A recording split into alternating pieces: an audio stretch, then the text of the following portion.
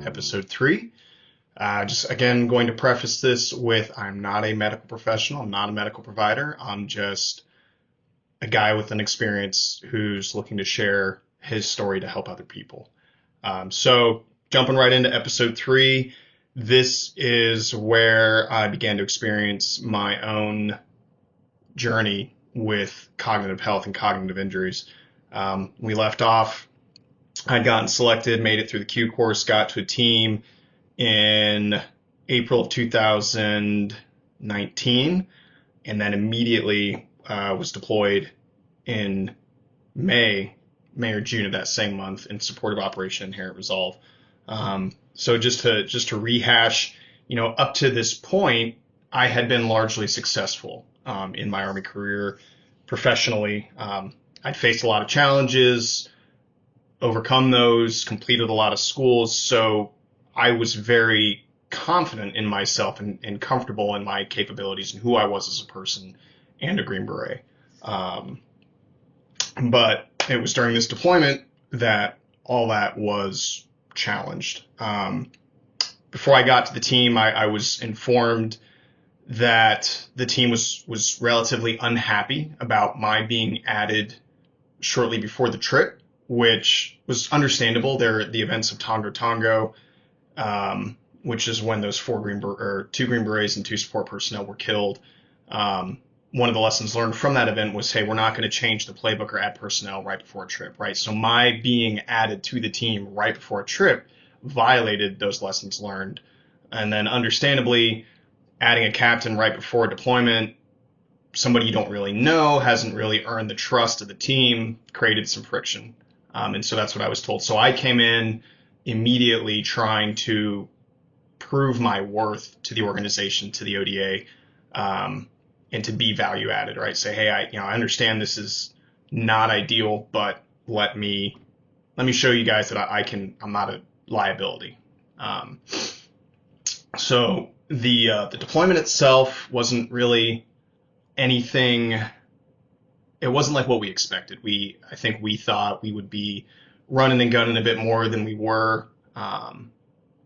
It was challenging, but from the perspective of navigating political sensitivities in a very volatile and rapidly changing dynamic environment, and then also a lot of risk aversion. And all these things coupled together, they really stymied our operational effectiveness. That's not to say we didn't get work done, we didn't have effects. We just were limited in terms of how effective we could have been. And then we also felt like we were fighting our own headquarters as much, if not more, than we were fighting the bad guys, just to get approval to get outside, to go do the thing that we were ostensibly there to do. And so as a team, certainly as myself, I felt frustrated, but as a team, we felt very frustrated because we essentially had been rendered ineffective or unable to do our job. And then, personally on my end, I began to really knock heads with some of my team leadership. And so every day felt like, I need to walk on eggshells. One wrong step, one wrong decision, and, I'm fired. I'm going to lose my job, and I'm going to lose, my reputation. And so 7 months of this, right? 7 months of walking on eggshells, knocking heads with other detachment leadership, and then also not being able to do the job that we were there to do, not only to provide that professional fulfillment, but also to provide something else for me to focus on other than, walking around on eggshells all day. I really began to question myself. 10 years worth of a journey, but I began to question everything in those 10 years. I began to question every decision I ever made. I began to question every experience I had. I was in so much doubt of myself that I began to wonder if I had somehow snuck through everything to that point. Whether it was IBOLC or Ranger School or SFAS or the Q course, excuse me, I began to think like, all right, my being here, my being Green Beret and being in Special Forces was a fluke. So, I now scrutinized heavily everything I said to anybody, second guessing every email I wrote, trying to carefully and meticulously craft what I said, how I said it, depending on who I was saying it to. Was there any way it could be misconstrued, right? It's not a very conducive working environment.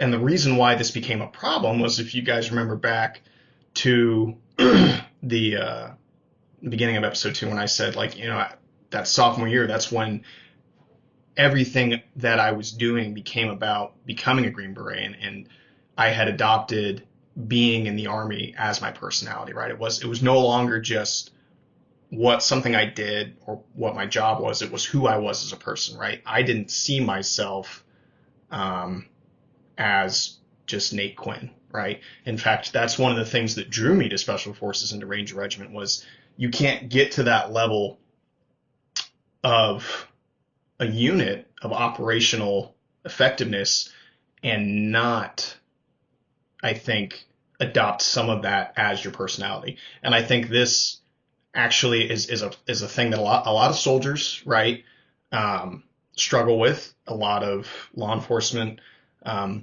especially within the military, the special operations guys, because it requires, that journey requires such a time commitment and an energy commitment. I mean, think about it. The Q course was 2 years, right?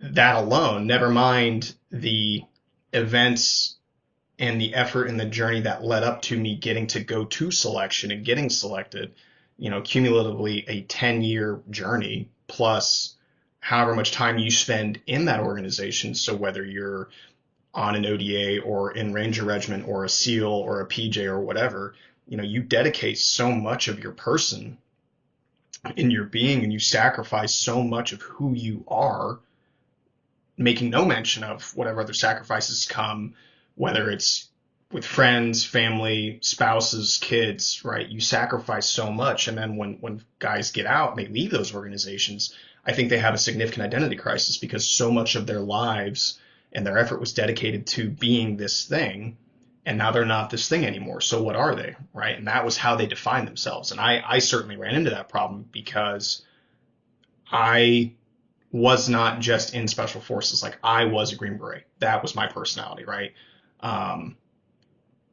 And so that can cause a lot of issues when that begins to get challenged, right? So I saw myself as a Green Beret. That was my identity. That had been the focal point for, a decade of life. And now I was questioning whether or not I actually was that thing, right? So that caused a lot of issues. And because of that, I not only began to doubt myself as a Green Beret, but also as a man, right? I began to doubt everything I was, as a husband, as a man, a human being. Every decision that I'd ever made in my life, now I began to scrutinize and became magnified. And then, fast forward a couple years, we're gonna jump ahead and jump back. But when I was reflecting on this point in time, as I was going through my therapy, I realized, like, this point right here, this was when my cognitive immune system fractured or began to crack, right? This is when I began to place so much load on that cognitive immune system that it cracked. But again, I didn't have that revelation until many, many months, years down the line. With that came a lot of anxiety, right? So not only did I doubt myself, but I had a lot of anxiety that I was somehow deficient as a person, right? Calling into question who I was as a human being. There was a podcast on, I want to say it was something about mental health, but the podcaster was interviewing a commander of SEAL Team 6, and the commander mentioned that confidence is self-trust. And so, I was listening to this one day while I was running a couple months ago, And so I realized like, oh man, that explains a lot, right? So because I had lost confidence in myself and my abilities, I no longer trusted myself. And that's key, right? I no longer trusted my decisions, um, my thoughts, my emotions. I didn't anything about who I was, I didn't trust anymore. Um, so fast forward, we come home early 2022, and it was pretty much like while I was on block leave in COVID, or I'm sorry, post deployment leave, which is where you get roughly 30 days when you come home from a deployment. You get 30 days off, right? Go do whatever you want, go travel.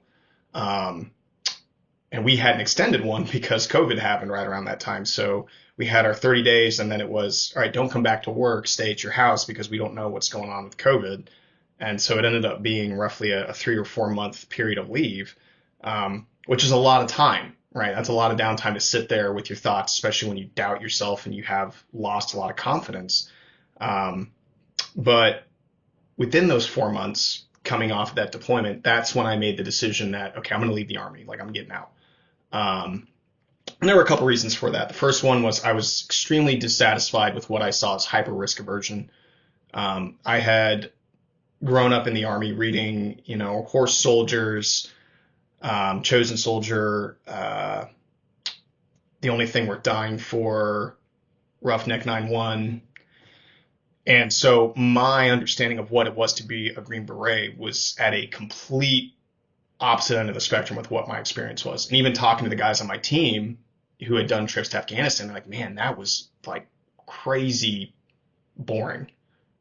Conversed with like what a lot of SF guys were expecting and what their experience had told them an SF deployment was like. And that's what I was expecting going in, right? Like, hey, I'm going to work with my partner force, but we're going to go get our gun on and we're going to go, either kill or capture a bunch of bad guys with my partners. And we captured a lot of bad guys, but it was also like hyper risk averse. I was also coming up on the 10-year mark in the Army. And so in the Army or in the military, if you can retire after 20 years of active service, right? So if you do 20, you retire. And so the general rule is if you stay past 10, well, then you should stay, barring some existential crisis or some external circumstances, you should stay for that remaining 10 because you're only 10 years away from a pension for the rest of your life. You get 50% of your paycheck, your final paycheck, in perpetuity, right? And you get free healthcare for the rest of your life. So really, really good benefits, but I knew, hey, I'm coming up to 10. So if I stay past 10, I'm committing to staying in for that full 10. I also saw what the next step was for me professionally. So I was a captain. I had seen what majors did, both in deployment and garrison, and it really didn't appeal to me. I was like, that doesn't look like fun. That looks actually either a combination of stress or just very boring, right? Things that didn't appeal to me. And so I was like, all right, well, if I stay past 10 and I'm committing to another 10, do I really want to commit to doing 10 years of a job that I'm not really jonesing to do, right? It doesn't really resonate with me professionally. Would I be willing to do that at the expense of additional burdens on my family? And the answer to me was, well, no. And then I had also, lastly, I lost a lot of confidence in myself and my decisions. I wasn't sure I was cut out for the job anymore. I dreaded going to work on a regular basis, again, because I felt like I had to walk on eggshells. I genuinely did not enjoy it. And I think looking back, I could accurately describe it as a toxic work environment. And that's probably my biggest regret professionally, was that I think I knew that, but I did not. I was in a position where I could have done something to affect that change, and I didn't. And that still eats at me, clearly, because we're talking about it. But that was, I think, an accurate assessment. Now, this changed a couple months after we got home in 2020, because we had personnel changeover. People leave the team, new guys come on, and we had a new senior enlisted advisor. and that guy, the operations officer of the 18th Zulu, he runs the day-to-day operations, right? He runs the team. And he's also served as my primary advisor as the detachment commander. So this dude was extremely supportive of me as a detachment commander. And we had a very like-minded approach to what it is we thought the team needed to be able to do and how SF should be. And I mean, we just clicked like right away. And that was, I think, a godsend, because he was an awesome dude. But despite this change in the work dynamic, that it was no longer as toxic as it was previously. I think, I still felt that leaving the Army was the right decision because of those other three reasons, right? Like, hey, I don't want to be a major, which means I don't want to do this for another 10 years if I don't enjoy it, right? Not at the expense of my family. And we're just so risk averse, right? Like, I don't want to do this. Again, it really goes back to like professional dissatisfaction coupled with not wanting, if I'm not enjoying the job and it's going to require me to be away from my family for 6 to 9 months at a time, why would I keep doing it? And I remember thinking one day, like, oh, the whole YOLO adage. Well, yeah, I mean, you really only do live once, and there's no next time I get a job, right? Because I'll be 42 by the time I retire. Like, that's kind of late to start a new career. And kids, when I had them, would be older. So getting out was still the right reason, or still the right decision. So having that revelation of like, hey, I'm still going to get out. Still going to leave the Army when I get to my 10 years. So I began to do some soul searching, right? And I'm like, all right, so what am I going to do when I get out? For whatever reason, I started to meticulously scrutinize my entire life, right? Every decision I ever made, every mistake principally, right? I zeroed in on the bad things, right? Like, what mistakes have I made, right? No longer thinking about my successes. But when I went back far enough into the depths of my memory, I discovered what I would later be able to identify as a moral injury. And I'll define what a moral injury is in more detail in the coming episodes. Suffice it to say, a moral injury is a decision that you made as a person that is incompatible with your morals, right? Like, you don't agree with that decision, so much so that it just eats at your core. So I discovered that, right? And again, having a 3 to 4 month hiatus of no work, sitting at home, discovering you have a moral injury with an obsessive personality, not a great equation. And it went about as well as you might expect. So again, I mentioned earlier, I had a somewhat obsessive personality that was beneficial, allowed me to unilaterally focus on a specific task or a goal. But now that same obsessive personality led me to perseverate on this moral injury, which is not conducive to one's well-being, as I later found out.